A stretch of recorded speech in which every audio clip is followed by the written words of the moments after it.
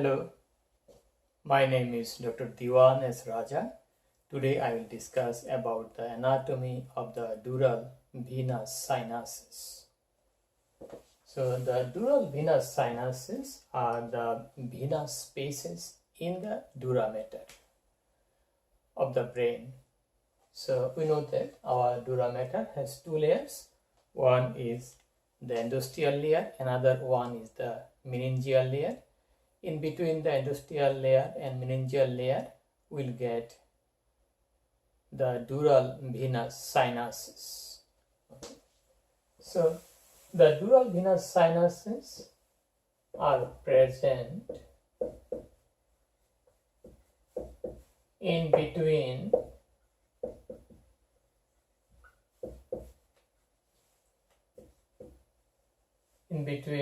the endosteal layer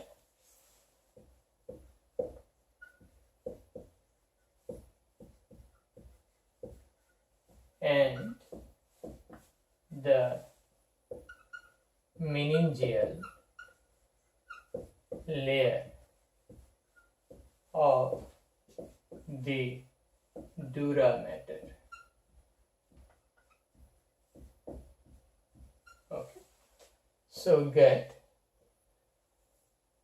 blood vessels inside the dura mater at certain places in between the endosteal layer and the meningeal layer of the dura mater. So how are they? The dural venous sinuses, they are veins.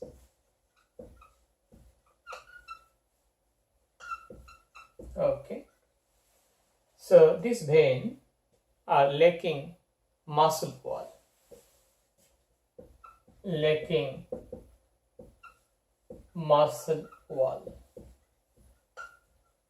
Okay, and the dural venous sinuses has no valves. Okay, have no valves. Okay, the dural venous sinuses, they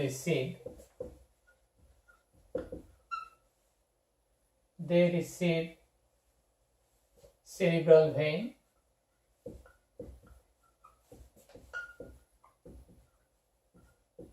cerebellar veins,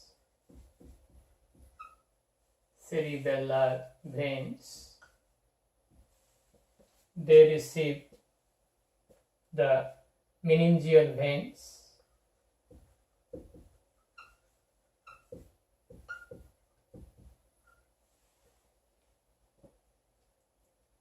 so these they receive these structures: cerebral vein, cerebellar vein, meningeal vein, plus they also receive the emissary veins,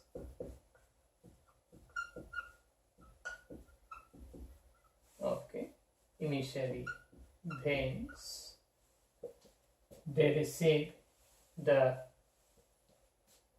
diplo veins, and particularly the superior sagittal sinus also receives the cerebrospinal fluid. Okay, so the superior sagittal sinus, this is one of the dural venous sinuses, receives cerebrospinal fluid,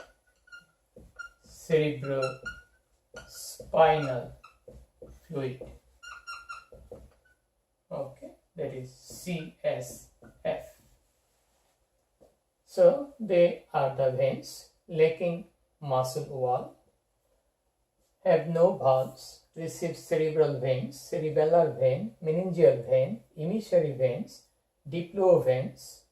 Okay, emissary veins are the vein which connects the dural venous sinuses to the veins outside the cranium, outside the cranial cavity, that is the veins of the skull. Diplo veins are present in between the outer table and inner table of the skull bone in the spongy part of the skull bone, we'll get diplo veins.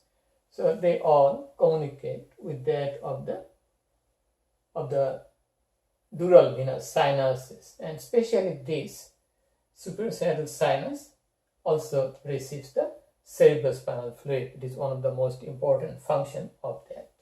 Plus, it also receives this. Okay, we got the dural venous sinuses and their characteristic and their function. Okay, now we'll go to identify some of the dural venous sinuses. Okay, first of all, let's go to the superior sagittal sinus. This is number 1. This is the superior sagittal sinus. Okay, this is superior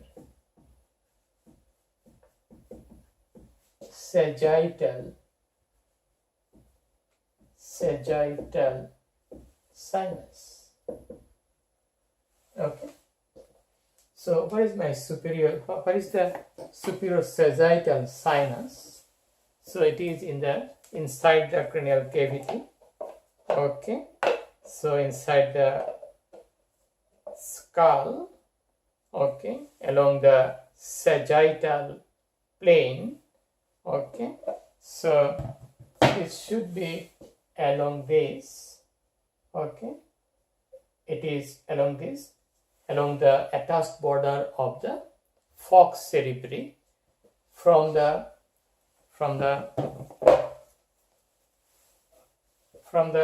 crista galli area, going underneath the sagittal plane at the attachment of the falx cerebri, attachment of the falx cerebri, up to the internal occipital protuberance. Okay, so we got the superior sagittal sinus. Okay, here is the superior sagittal sinus. Number 1, here is the superior sagittal sinus, extend from the crista galli of the ethmoid bone to the internal occipital protuberance. So that is the superior sagittal sinus. It is an unpaired sinus. We have only one superior sagittal sinus. What structure it receives? Receives the cerebral vein, receives the emissary veins, the diplo veins.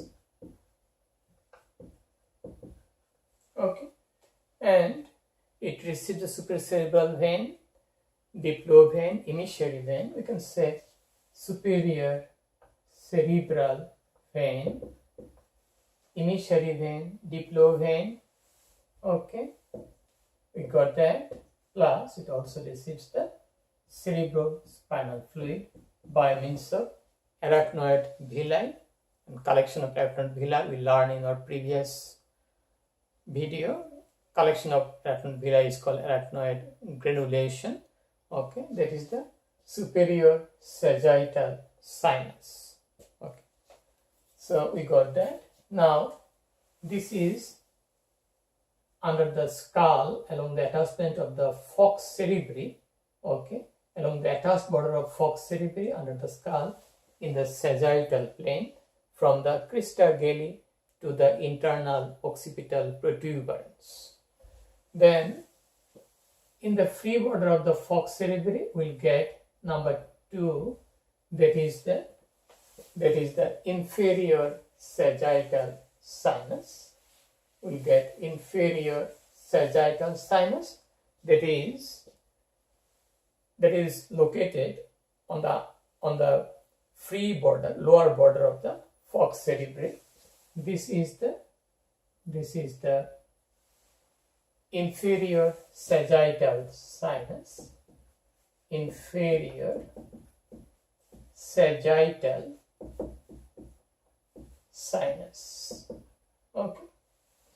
Inferior sagittal sinus along the inferior margin of the falx cerebri receives the cerebral vein and veins from the falx cerebri. It receives the cerebral vein and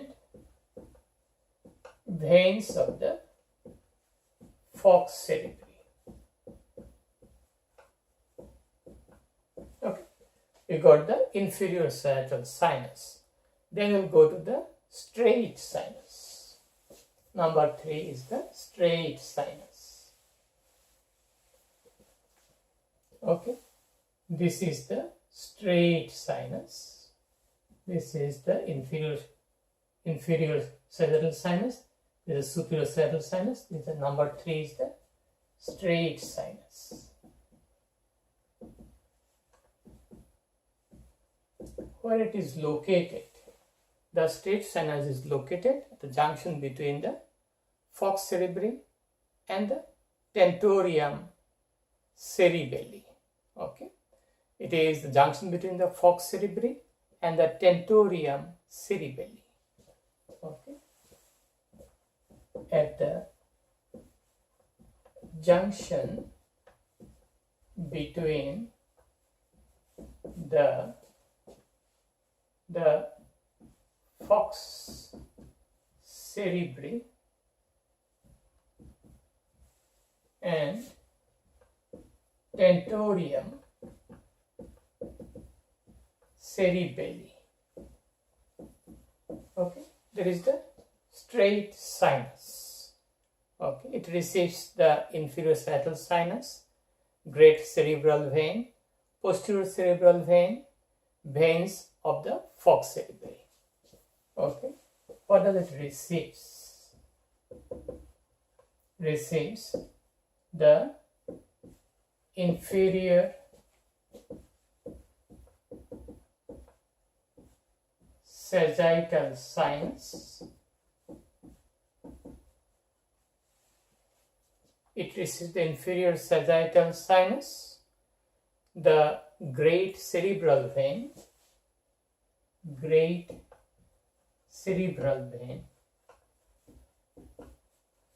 also called vein of Galen, great cerebral vein, posterior cerebral vein.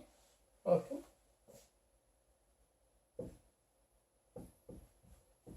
posterior cerebral vein. Okay, we got the inferior sagittal sinus, the great cerebral vein, posterior cerebral vein, and veins of the falx cerebri and veins of the falx cerebri. Okay, we have only one straight sinus. It is not paired like the superior sagittal sinus, inferior sagittal sinus. Okay, we will go to the occipital sinus. Number 4 in our list is the occipital sinus. This is the occipital sinus. Number 4, occipital sinus. It is located in the falx cerebelli. Falx cerebelli is a fold of dura mater, meningeal layer of dura mater between the two cerebellar hemisphere. We get the occipital sinus in between the two cerebellar hemisphere in the attached border of the falx cerebelli. Okay, that is attached to the occipital bone. Okay,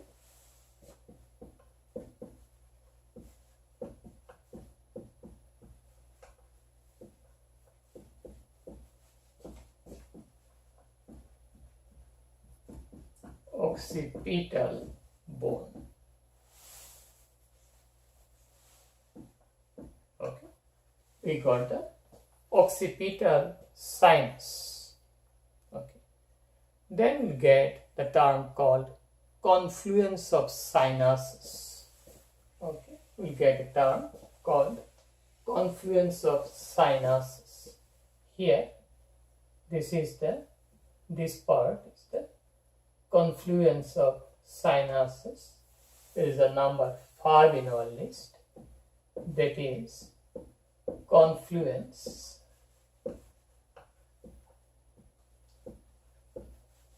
of sinuses. So what sinuses make confluence? Okay, we have the confluence superior sagittal sinus, we have the transverse sinus, transverse sinuses, we have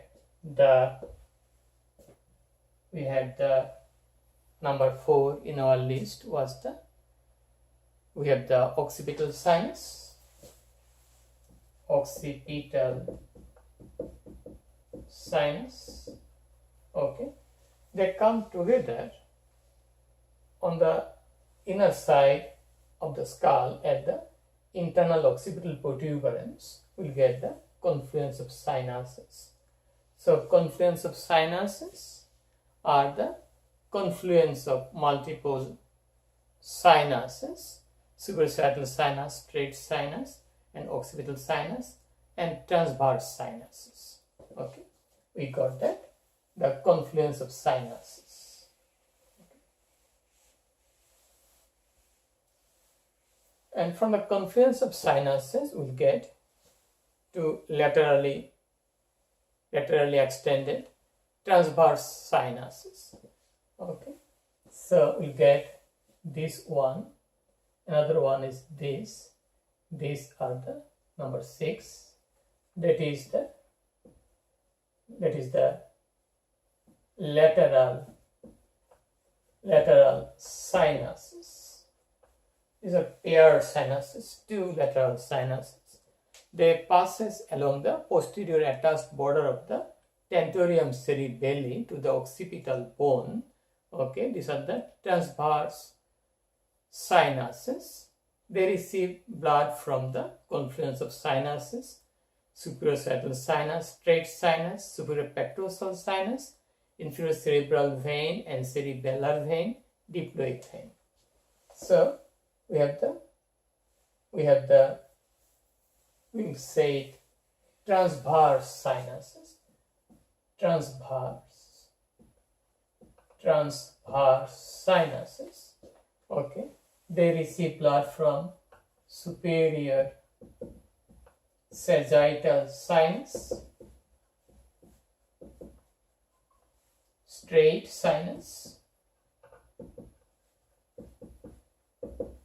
They receive blood from the diploid veins, the emissary veins,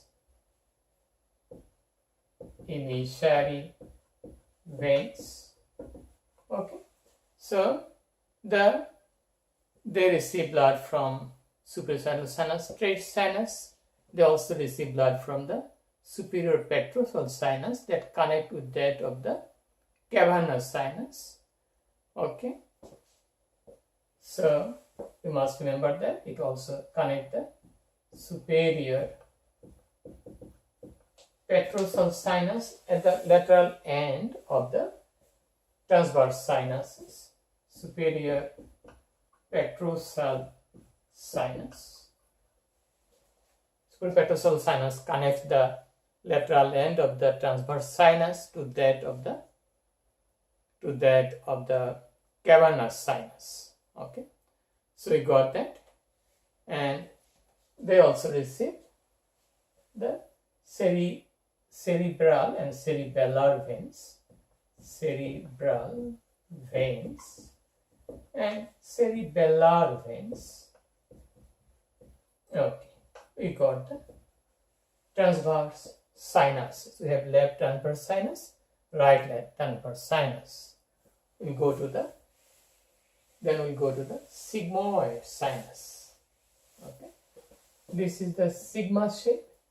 This is the sigmoid sinus. Sigmoid sinus. Okay, they're like S-like pattern. Okay, that is the sigmoid sinus. Is a continuation of the transverse sinus to the internal jugular vein, and they group on the parietal, occipital, and temporal bones. Okay, these are what? Sigmoid sinuses. Two here, they are paired sigmoid sinuses, are continuation of the transverse sinuses to the internal jugular vein in the jugular foramen, to the internal jugular veins in the jugular. Okay, on each side we have one sigmoid sinus. They are continuation of the transverse sinuses, internal jugular veins, one internal jugular vein in one jugular foramen, in the jugular canal or foramen. Okay, we got that. So from sigmoid sinus we are getting on each side one internal jugular vein. We must know that all the dural venous sinuses, ultimately the venous blood will go to the internal jugular vein on each side, one here, and this internal jugular vein are contents of the carotid sheath. Okay, that will go to form the brachiocephalic vein by uniting with the subclavian vein. Then brachiocephalic vein will unite together to form the superior vena cava that will open into the right atrium of the heart. We know that part. Okay, we got the sigmoid sinus. Now emphasize another one very important, the cavernous sinus, number 8 here. Cavernous sinus. These are the cavernous sinus, number 8. Okay, these are the cavernous sinus. Two cavernous sinus by the side of the body of the sphenoid bone. Okay, so we have the cavernous sinus. Okay, this is very important to us. Where are the cavernous sinuses? They are located by the side of the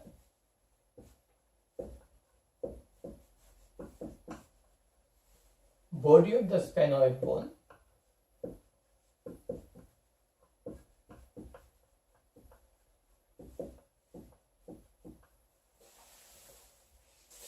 and sella turcica. Okay, and by the side of the sella turcica. Okay, by the side of the sphenoid bone. Okay, so this is the sphenoid bone, this is the sella turcica, and this is one cavernous sinus, this is another cavernous sinus. They are located by the side of the sphenoid bone and sella turcica. Okay, and the sella turcica. Okay, we got that. So location of the cavernous sinus. Okay, so cavernous sinus is very important to us, frequently asked in the exam. Okay, and we must give emphasis on the cavernous sinus. This is cavernous sinus. Cavernous sinus is here. This is one cavernous sinus, another one is here. So we must know how they are formed. Cavernous sinus, the base of the cavernous sinus is formed by the endosteal layer of the dura mater. Other side is formed by the meningeal layer of the dura mater. Base is formed by the endosteal layer of the dura mater. Okay, we got that. They are located by the side of the sphenoid bone. This is the sphenoid bone. These are the sphenoidal sinus. Okay, we can easily know that this is sphenoidal sinuses. Okay, we have two here, They are not usually same size. Okay, so this is what? This is the Scella turcica. Scella turcica. Okay, turcica. Scella turcica. This is one. Scella turcica. That contains what? Contains the pituitary gland. This is the pituitary gland. Pituitary gland. Okay. What is this? Above that, this relationship. This is the optic nerve at optic chiasm. Okay. Optic chiasm. Okay. Then we should have the diaphragma scella here. Diaphragma scella. Okay, we got that. So what is this? This is the cavernous sinus. One, another one is here. Cavernous sinus. So we got cavernous sinus. So why it is called cavernous? Cavernous, it is told because it has a lot of cavernous spaces. This is a vein. Okay, a lot of cavernous spaces. There is called the cavernous sinus. Okay, we got. This is not in one lumen, one vein. It is multiple compartments. Okay, not complete compartments, incomplete compartments, but the endothelial sense, and this is called cavernous sinus. Okay, we have to know what are the contents of the cavernous sinus. Okay, what are the contents? Contents, important content. Two content goes through the substance of cavernous sinus. One is the internal carotid artery, another one is the abducent nerve. Okay, internal carotid artery. Okay, one is the internal carotid artery, another one is the abducent nerve,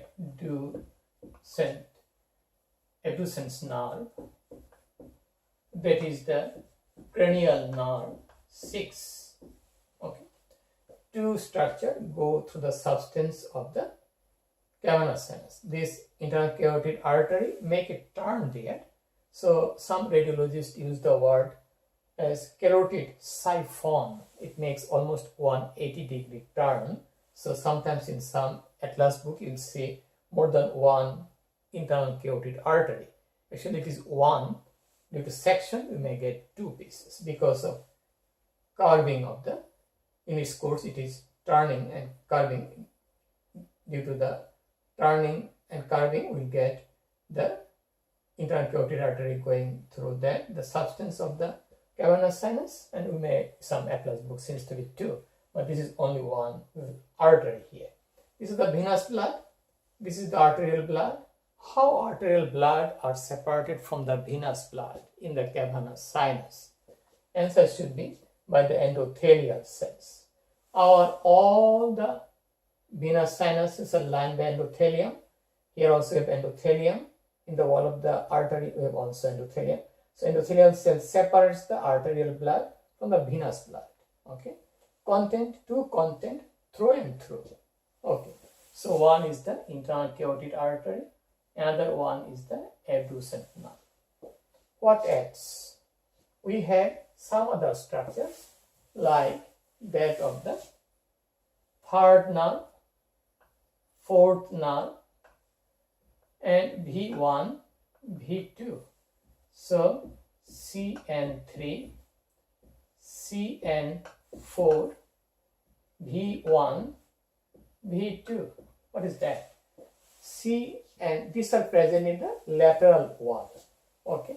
So we'll add the lateral wall structure, that is the oculomotor nerve. Oculomotor nerve. There is the third cranial nerve, the trochlear nerve, the ophthalmic division of trigeminal nerve, ophthalmic nerve, a branch of the trigeminal nerve, the maxillary nerve, maxillary division of trigeminal nerve, okay, the maxillary division trigeminal nerve, ophthalmic division trigeminal nerve, they are present in the lateral wall. They are in the lateral wall. That means they are present here, here, and here. So we got the content. These are going through the substance, and these are present on the lateral wall of the cavernous sinus. Cavernous sinus is very important. Okay, so because it contains a lot of structure, and cavernous sinus has a lot of communication. It is communicated to the superior ophthalmic vein, inferior ophthalmic vein, to the pterygoid plexus of vein. It is communicated to the Sphenoparietal sinus. Okay, it is communicated to the transverse sinus by superior sagittal by the superior petrosal sinus. It is communicated to the internal jugular vein at the end of the sigmoid sinus by means of the inferior petrosal sinus. Okay, and one cavernous sinus is connected to another cavernous sinus by intercavernous sinuses. Okay, so it has multiple connections. Okay, so if you go to the connections of the cavernous sinus connections, it receives what? You can say, okay, it receives what? It receives superior ophthalmic vein,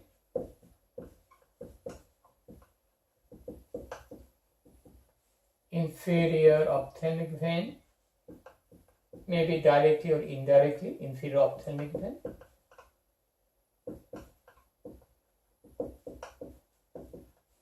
Sphenoparietal sinus, Sphenoparietal sinus, some initially veins, diplo veins, and certainly blood from here is connected to the transverse sinus. Okay, connection to the transverse sinus.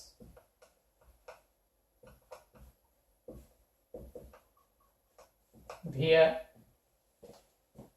superior Petrosal sinus,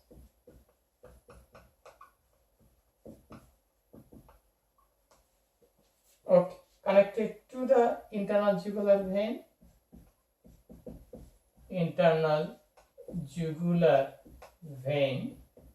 via the inferior Petrosal sinus,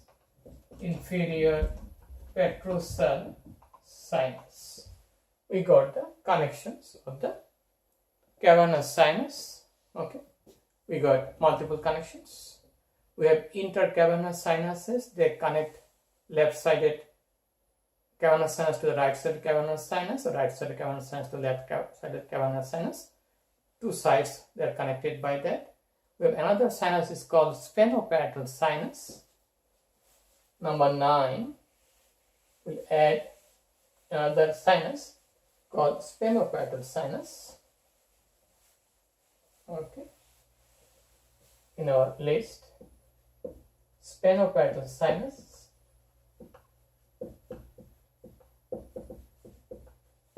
There is also a paired sinus. We have two Sphenoparietal sinus. Okay, it is located posterior to the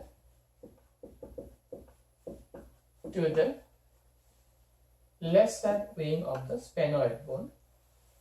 Okay, located posterior to the lesser wing of the sphenoid bone.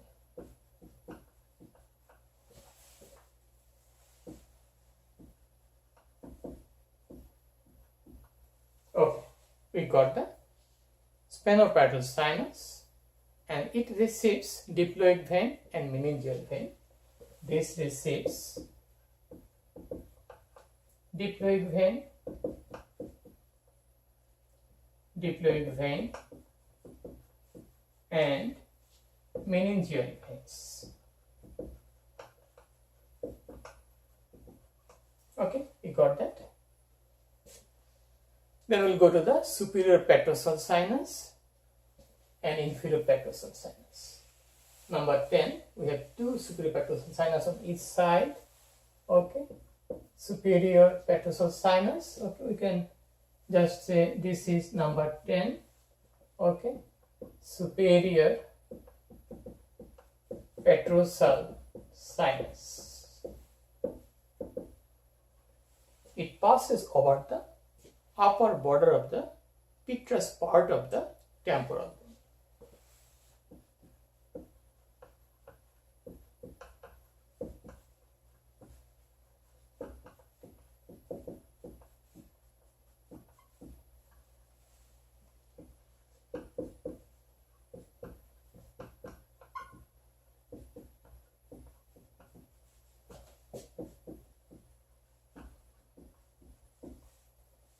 Temporal.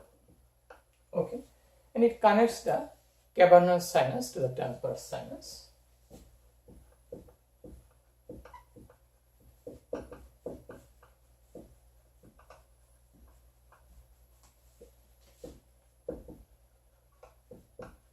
To the lateral end of the transverse sinus. To the lateral end of the transverse sinus. Okay.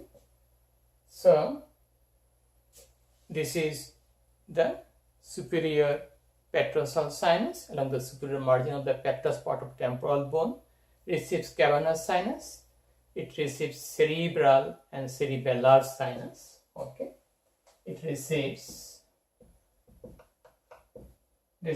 cavernous sinus, cerebral and cerebellar veins.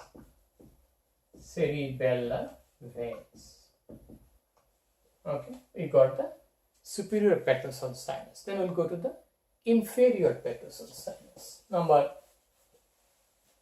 11, inferior petrosal sinus passes. It is inferior, so passes along the inferior part of the petrous part of temporal bone, between the petrous part of temporal bone and occipital bone. Okay, passes between the petrous part of temporal bone and the occipital bone. Okay, that is the inferior petrosal sinus. Okay, so it ends in the internal jugular vein. Ends in the internal jugular vein. Okay, it ends in the internal jugular vein. There is the inferior petrosal sinus. Okay, so it receives cavernous sinus, cerebellar vein, veins of the inner ear and brain stem. Okay, so it receives what? Cavernous sinus. Okay, it receives cavernous sinus. We get the cavernous sinus, cerebellar vein, veins of the internal ear and brain stem, cerebellar vein, certainly lower part of the cerebral vein also, cerebellar vein, cerebellar and cerebral vein. Okay, veins from the internal ear, from the internal ear. Okay, so we got the inferior Petrosal sinus. Okay, so it receives blood from cavernous sinus, cerebellar and cerebral veins for the internal ear, and also from brain stem, and also from brain stem, like midbrain, pons, and medulla oblongata. Okay, we got the inferior Petrosal sinus. Now we'll go to the basilar sinus. Okay, so we'll go to the basilar sinus. So we got this is our inferior Petrosal sinus. Okay, 11, and we may add one more here. That is the basilar sinus. It is in the base of the skull, on the clevus, just posterior to the sella tarsica.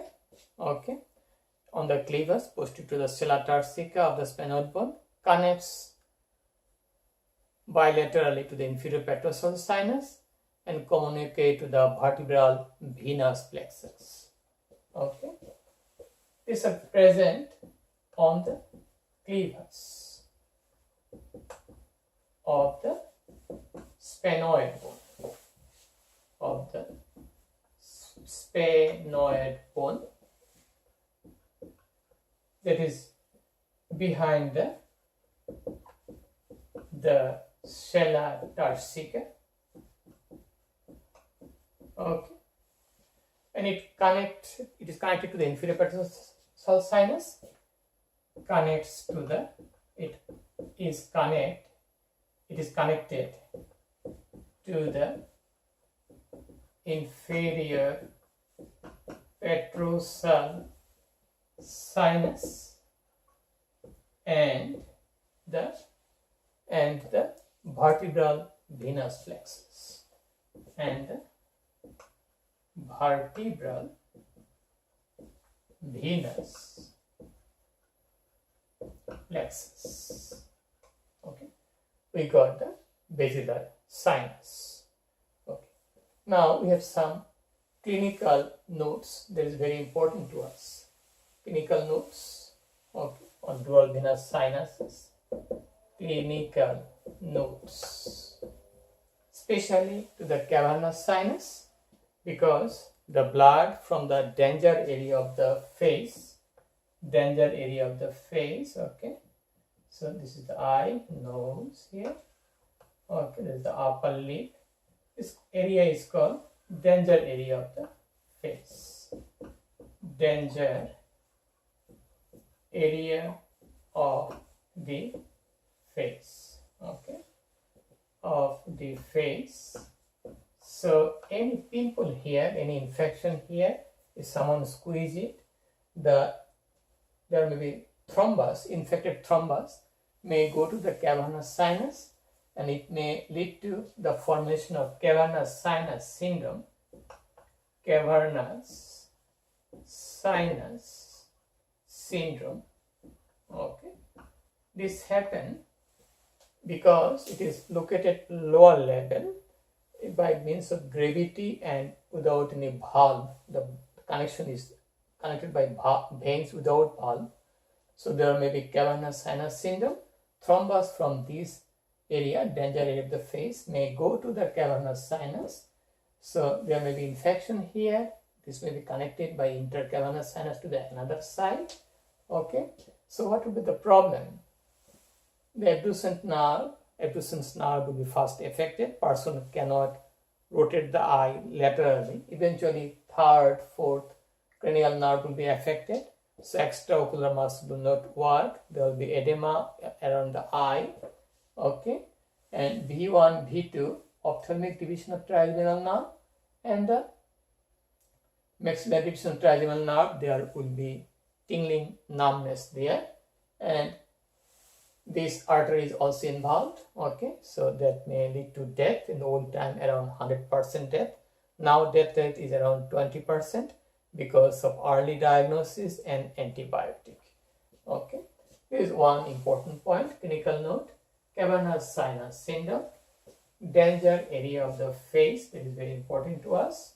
So this area connected to the cavernous sinus by means of superior ophthalmic vein and inferior ophthalmic vein. Okay. Another point of importance is that in case of head injury, this artery may be broken, blood may be spilled to the venous part, cavernous space in head injury. Okay, head injury, what happened? The internal carotid artery may be broken, blood from the artery with high pressure go to the cavernous sinus. Location of cavernous sinus is from the superior orbital fissure anteriorly. Cavernous sinus is extending up to the pictus part of temporal bone. Okay, so in the middle cranial fossa. Okay, so the tip of the pictus part of temporal bone. So this is around 2 centimeter in length and 1 centimeter in width. Okay, so if there is any type of fracture involving internal carotid artery, blood will be mixed here and blood will push the eyeball forward. We'll get pulsating exophthalmos.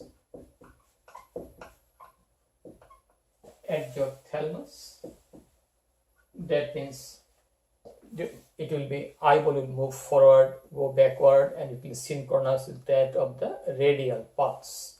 This may happen. Okay, so this is important. Also, we must remember that if there is any type of infection in the internal ear or middle ear, that may spread by means of the Petrosal sinus to the cavernous sinus, or it may spread through the transverse sinus to the superior sagittal sinus. So superior sagittal sinus, if it is thrombosed, then there will be high